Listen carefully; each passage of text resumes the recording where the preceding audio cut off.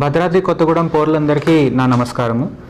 మనకి ఈ సంవత్సరంలో వర్షాలు భారీ ఎత్తున అంత మాత్రగా అయితే రాలేదు. మనం నార్మల్ జోన్లో ఉన్నాము కాబట్టి మనకి సఫిషియెంట్ నీళ్లు మనకి వ్యవసాయానికి సంబంధించినది పడుతుంది. తర్వాత మన ట్యాంక్స్, ఇరిగేషన్ ట్యాంక్స్ కూడా మేము మానిటరింగ్ చేస్తూ ఉన్నాము. కాబట్టి ఈసారి అయితే ఇప్పటిదాకా మంచి ఒక పరిస్థితి ఉన్నది.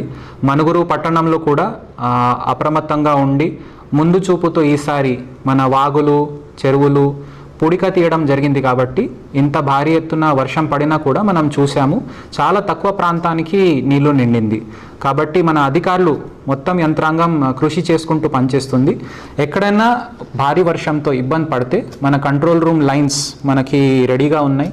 కలెక్టరేట్లో కంట్రోల్ రూమ్ ప్రత్యేకంగా ఏర్పాటు అయింది. దానికి నంబర్ 08744241950. ఈ నంబర్కి మీరు కాల్ చేసుకొని మీకు ఏదైనా ఇబ్బందులు ఉంటే మీరు చెప్పొచ్చు.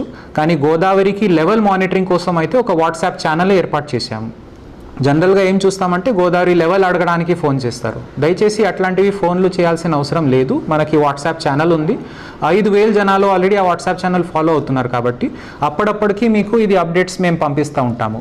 సో ఇప్పుడు మన గోదావరిలో నీళ్ళు వచ్చేది ప్రాణహిత, ఇంద్రావతి అండ్ సబరి ఈ నదుల నుంచి మనకి జాయిన్ అవుతుంది. కాబట్టి ప్రస్తుతానికి అయితే మనకి కంఫర్టబుల్ సిచ్యువేషన్లో ఉన్నాము. సో లేటెస్ట్ అప్డేట్ కూడా మేము ఇప్పుడు పెట్టాము. 6 గంటలకి 6 PM గోదావరి భద్రాచలంలో అప్డేట్ అయితే 20.4 feet ఉంది. కాబట్టి ఎవరు కూడా గోదావరి స్తర వల్ల ఎక్కువ ఇబ్బంది పడాల్సిన అవసరం లేదు. ఫస్ట్ వార్నింగ్ లెవెల్ 43 feet ఉంది. కాబట్టి 20 feetకి గోదావరి ఉన్న వల్ల అక్కడ ఎటువంటి ఫ్లడ్డింగ్ ప్రాబ్లం అయితే లేదు. కానీ చాలా చిన్న వాగులు లేదంటే పొలాలకి పోయే దారులు కొన్ని ఉంటాయి.